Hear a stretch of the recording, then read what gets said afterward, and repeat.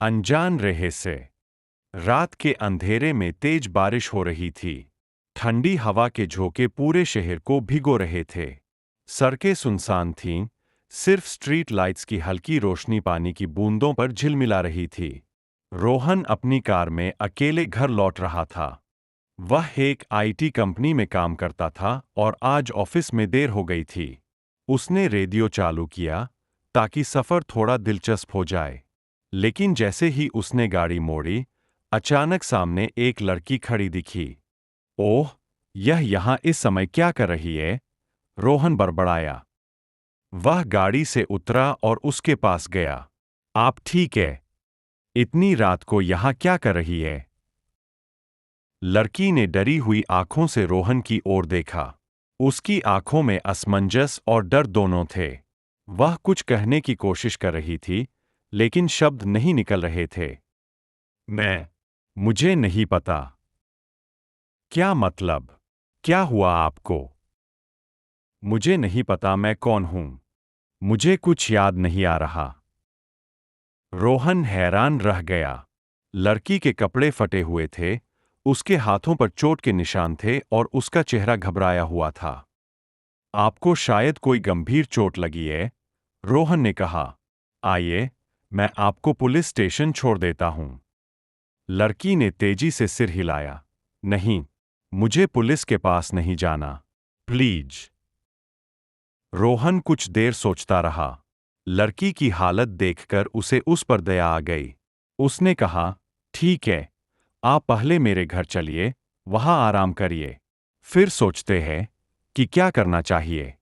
रोहन अपने घर पहुंचा और लड़की को अंदर बुलाया। उसने लड़की को तौलिया दिया ताकि वह खुद को सुखा सके। आपका नाम याद है? रोहन ने धीरे से पूछा। लड़की ने सिर हिलाया। नहीं। कोई नंबर, कोई पता?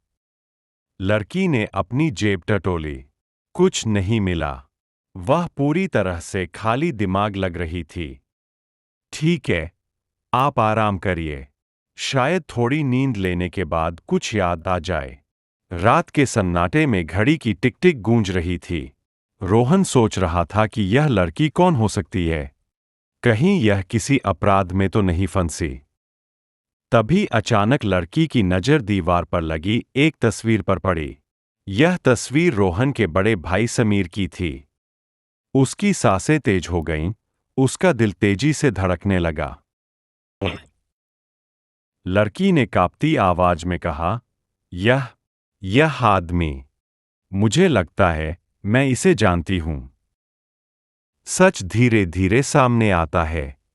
रोहन चौंक गया। तुम मेरे भाई को कैसे जानती हो? लड़की का सिर दर्द से फटने लगा। वह अपना सिर पकड़कर बैठ गई।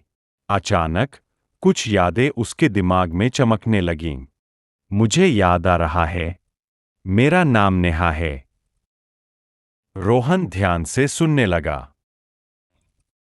मैं तुम्हारे भाई की हत्या की गुत्थी सुलझाने वाली थी। रोहन के पैरों तले जमीन खिसक गई। क्या? मेरे भाई की हत्या हुई थी? नेहा की आंखों में डर था। हाँ, तुम्हारा भाई समीर कुछ बड़े लोगों के खिलाफ सबूत इकट्ठा कर रहा था और उन्होंने उसे मार दिया। रोहन को यकीन नहीं हो रहा था। अब तक उसकी फैमिली को यही बताया गया था कि समीर की मौत एक दुर्घटना में हुई थी। और मुझे लगता है कि उन लोगों ने मुझे भी मारने की कोशिश की, नेहा बोली। शायद उन्होंने मुझे हमला कर बेहोश कर दिया और यह सोचकर छोड़ दिया कि मैं मर गई हूं। लेकिन यह लोग कौन हैं? सन्नाटा। फिर एक आहट। रोहन और नेहा घबरा गए। किसी के कदमों की हल्की आवाज आ रही थी। नेहा को अपने पीछे एक हलचल महसूस हुई। जैसे ही उसने मुड़कर देखा, एक परछाई तेजी से उनकी तरफ बढ़ रही थी। बहुत हो गया। हाँ, मैं ही था जिसने समीर को मरवाया और नेहा को मारने की कोशिश की। रोहन के पैरों तले जमीन खिसक गई। तुमने मेरे भाई को क्यों मारा? वह उन लोगों के खिलाफ सबूत इकट्ठा कर रहा था जिनके साथ मैं काम करता हूं। नेहा ने अर्जुन की आंखों में देखा। लेकिन तुमने सोचा कि मैं मर चुकी हूं और अब मैं वापस आ गई हूं।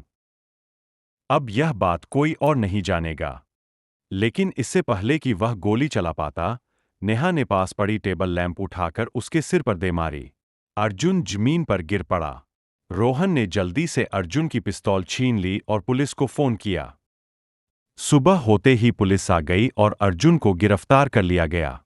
उसने कबूल किया कि वह एक खतरनाक गैंग का हिस्सा था जो समीर को खत्म करना चाहता था। नेहा ने आखिरकार अपने अखबार में पूरी साजिश उजागर कर दी। रोहन अपने भाई की सच्चाई जानकर दुखी था, लेकिन उसे खुशी थी कि अब न्याय हुआ।